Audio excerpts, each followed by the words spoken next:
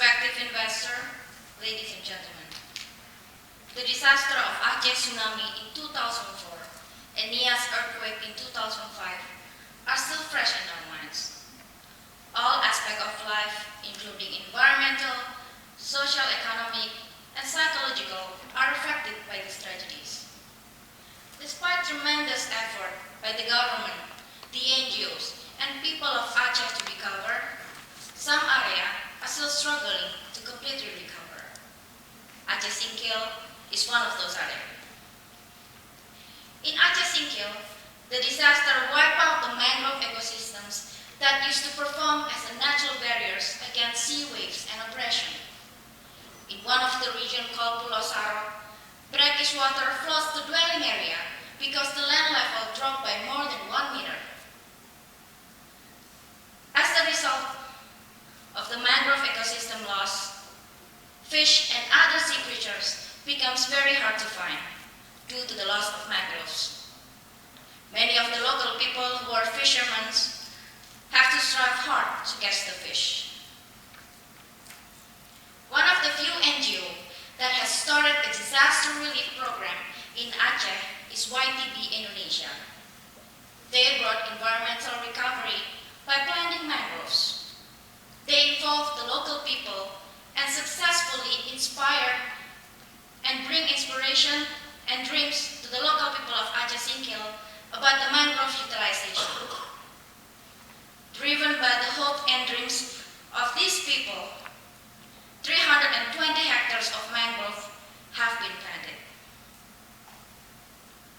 However, YTBI Indonesia does not have the capacity to realize and develop the best practice on mangrove utilization.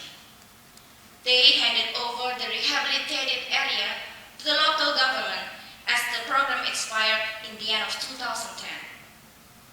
The local people are left with big dreams and fervent hope to utilize mangrove ecosystem. But they lack in technical know-how and market access. Some of them have already tried to utilize mangrove in the form of fish aquaculture, but they're still not successful. They are starting to lose their hope. The sustainability of mangrove ecosystems becomes so vulnerable. If it doesn't prove that it can create financial gain, people will start cutting down mangrove trees and convert the land for other purposes. Furthermore, the failure in fulfilling the hope and dreams of these people will bring skepticism and even cynicism to the mangrove rehabilitation in the future. This is where MAGNiVY comes in with the solution. MAGNiVY is leveraging the remedy done in Aceh Singkil beyond land and environment rehabilitation. Mangrove ecosystems can be utilized in several ways. Mangrove trunks and barks can be processed into quality fuel wood, tannins, and also charcoal. However, Aceh government doesn't allow deforestation in any way. Mangrove leaves and fruits can be processed into medicine and commercial food product. Yet, the market size of this product is not significant. It is also can be developed into an ecotourism business, but it cannot bring immediate social and economic advantage to Aceh Singkil due to the lack of infrastructure and transportation access. We are convinced that the best option for Aceh Singkil is to utilize the mangrove rehabilitation as rehabilitation as aquaculture site, as the most of the people are fishermen. For the species to be cultured, mud crab holds some advantage among other aquaculture breeds. Mud crab has high resistance to illness and high demand in international market. To avoid cutting down the mangrove trees, we apply a silvofishery method in which the mud crabs are raised among the existing trees. Ladies and gentlemen, mud crab is favorable in Asian countries. FAO data shows that Singapore, China, Hong Kong, and South Korea has high demand and significant growth over market commodities. In 2012, the selling price to importers is estimated to be $14.2 per kilogram. The demand from those four countries will be over 90,000 kilograms, or equivalent to $1.2 million. Indonesia is currently contributing to only 9% of total ASEAN demand. The situation is different in Indonesia, where the price is only $6 per kilogram. This confirms that MAGNiVY has better prospect in marketing its smart crab in Asian countries. MAGNiVY applies a joint cooperation model in running the business. MAGNiVY gets authorization to utilize its core project area from local government and engage local people to operate the mangrove rehabilitation and utilization. MAGNiVY also involves 40 families in Pulau Sarok as partners under the coordination of local cooperative union. Local cooperative union is given margins and 5% on ownership of the company for the role it plays. By involving government, local community, and local cooperative union, MAGNiVY is maximizing the local people's opportunity to grow and improve their living. At the same time, MAGNiVY is confirming the sustainability of the business. ADI is experienced in developing financial plans for companies. SAUKI is experienced in HR management and also community development. Mario is experienced in managing distribution and supply chain, while myself is experienced in channel relation. MAGNiVY is also supported by experts on staff, Tata Husaini, Ismet Taufik, and Hedianto. They are expertises in mangrove rehabilitations, community empowerment, aquaculture processes, and global trading for aquaculture products. MAGNiVY activities leads to several outcomes that bring considerable value.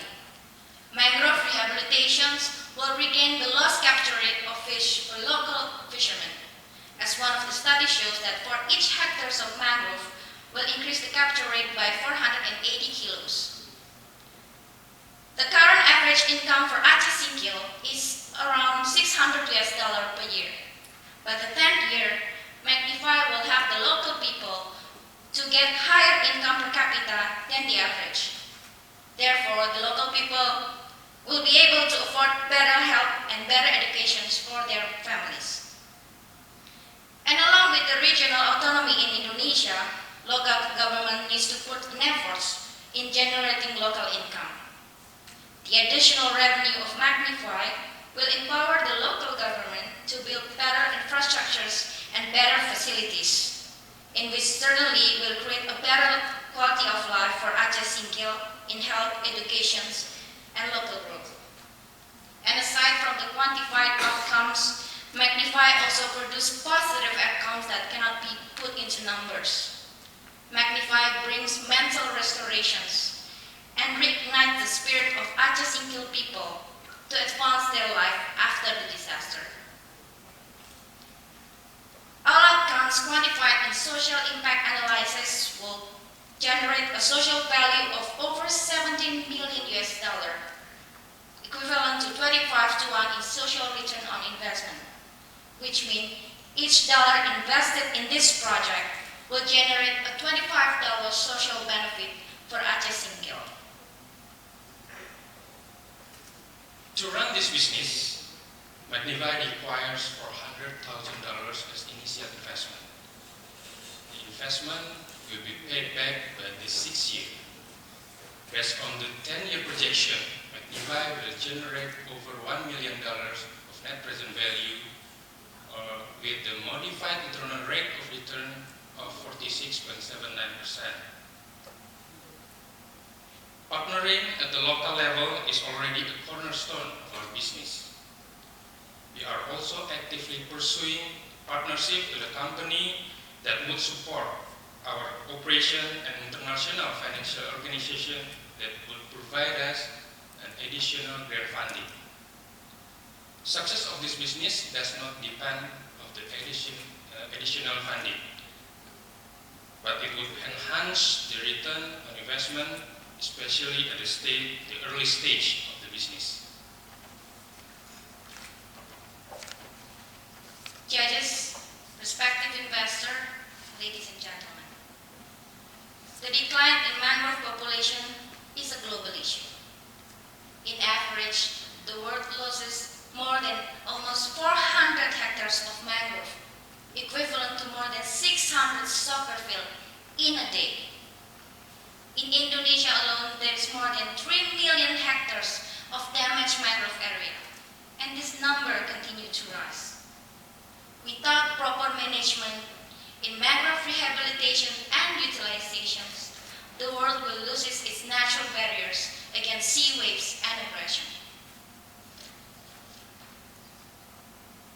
The demonstrations that mangrove can bring not only ecological benefit, but also economic advantages will create enthusiasm for the local people of Aceh Singkil to recover and maintain mangrove ecosystems.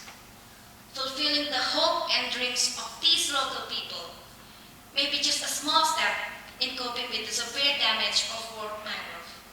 However, we believe that the success story of this project will inspire other people to do the same, with or without MAGNiVY. The world needs a sustainable attempt of mangrove rehabilitation, and now you, who we believe share the same passion with us, have the opportunity to make a real contribution. We are looking forward to your positive response. Thank you.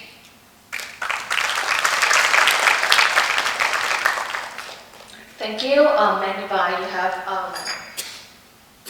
2 minutes something. We'll add it on in your Q&A session.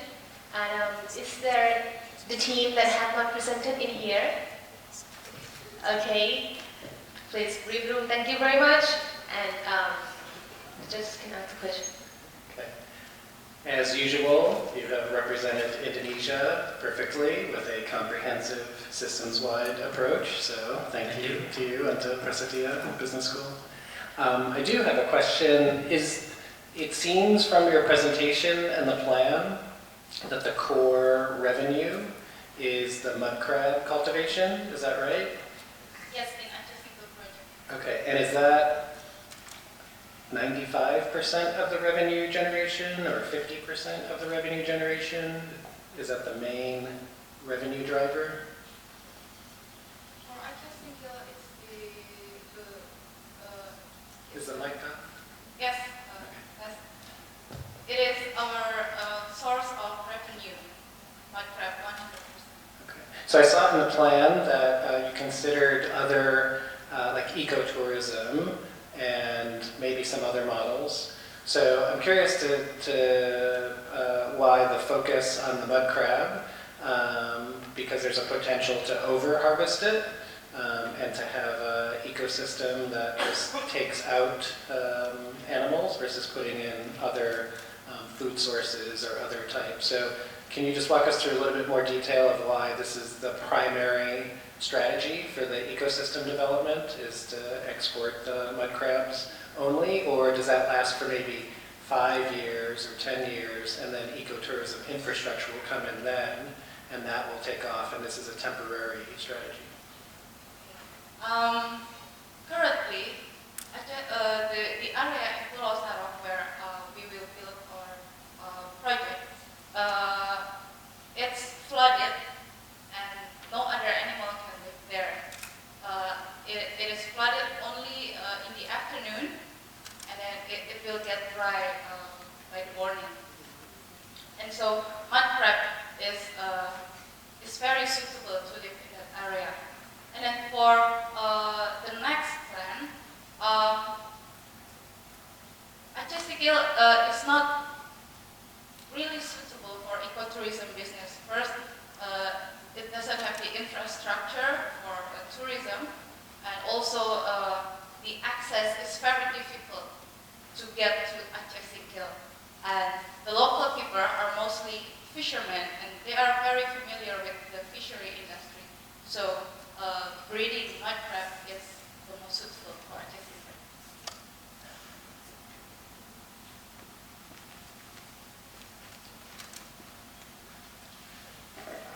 You say that up to 30% of the mangrove can be used for aquaculture utilization, yet after even 10 years, you're only using 15% of the core project and 7.5% of the partner land.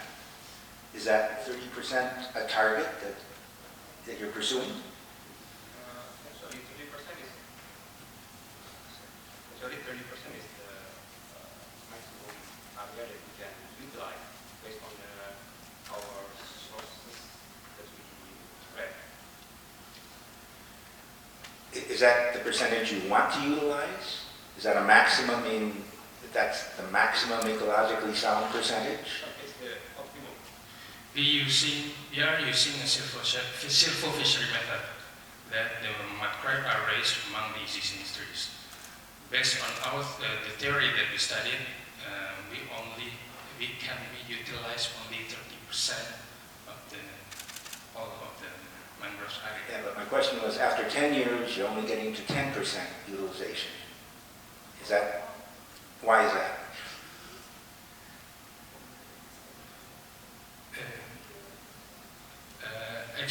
Actually, we will continue the project because now the land is limited only 300 total is 300 hectares.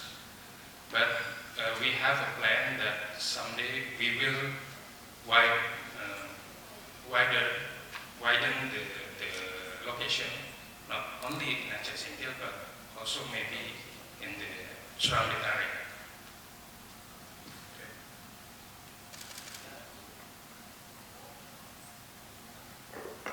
Thanks for the presentation. Something that I really noticed as a big benefit of your work here is that you're saying that the income per capita will really increase in the regions where you work, up to 12 times higher. Can you go into a little bit more detail on that? So how does that work? Are people employed and paid a salary which will increase annually? Is there a profit sharing? And then the second part of that question is, what percentage of the community will be involved in your organization? The total of income we calculate is difference between the income per capita right now, which is $661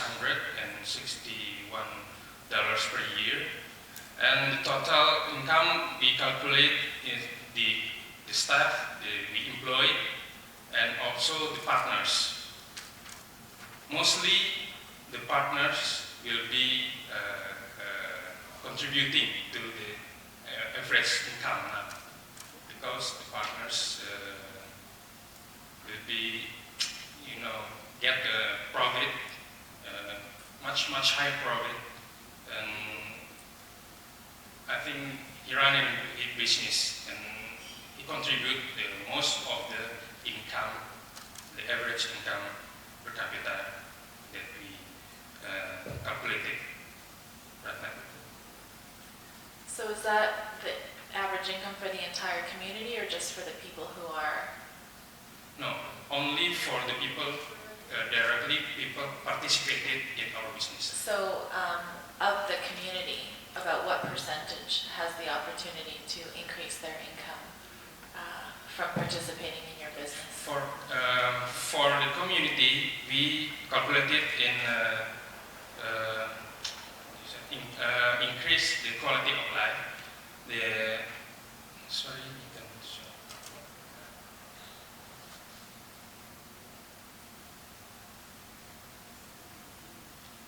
Here, this is the income for the total community in Aceh Singkil.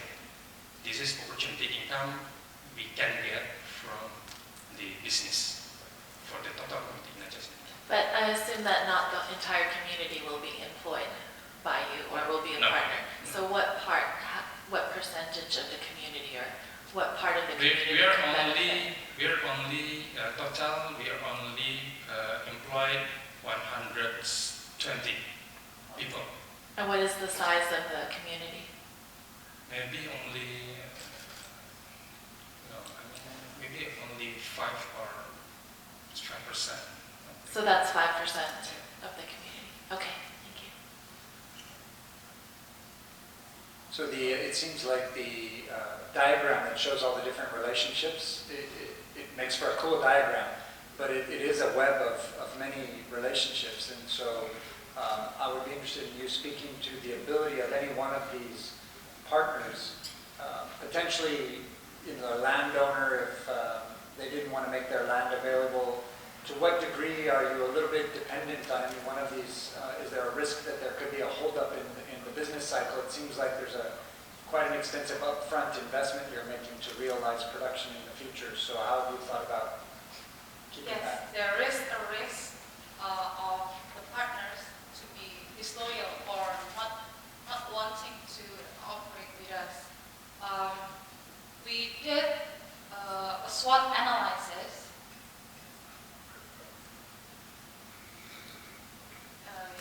here at the threat boxes. We will tackle that problem by building relationships, partnerships, and involving the cooperative union so that people will be, the partners will be like a community, and there will be social control from the community itself that will strengthen their relationship with us. And I was curious to you showed some nice projections in regard to the demand for the mud crab. Do you have, I don't know that you have it handy, but in your own knowledge, any idea about the fluctuation of pricing looking backwards? Is it very constant pricing levels, or has it varied from year to year in the past?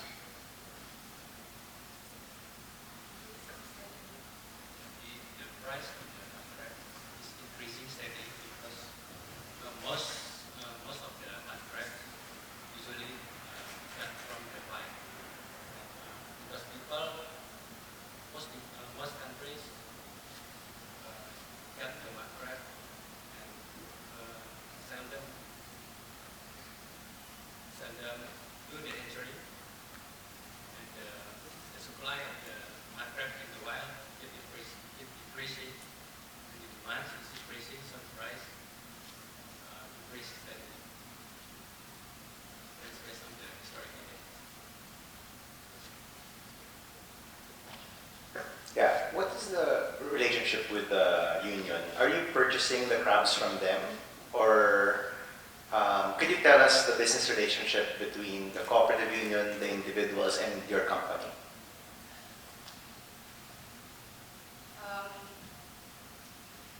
The cooperative union will be an agent for us. We provide seeds and feeds for the mud crab and sell them through the cooperative union. And for that, they will get a distribution margin and selection fee. And after the harvest, the farmers, the villagers, will sell the mud crabs through cooperative union once again. Back to you. To you, yeah, to me. Sorry. Yeah. Okay, so you're able to make a profit in distributing the inputs, and then the output you also buy it back from them, then you sell it forward to other countries or you export it. That's the business model, basically.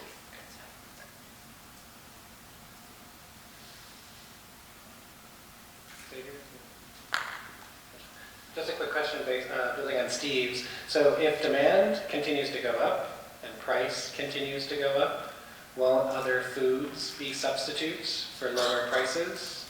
Other types of crab or other types of shellfish?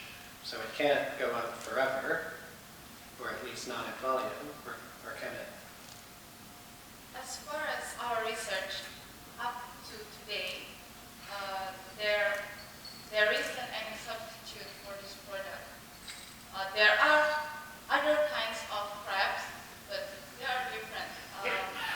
They have different markets. And then just from a revenue perspective, it could be the risk of a one crop, one species aquaculture. So what other aquacultures or agricultures are possible to diversify, either ecologically or business-wise? Based on the studies that we conducted, Thank you very much for your time. Time has been added already. Thank you, MAGNiVY, and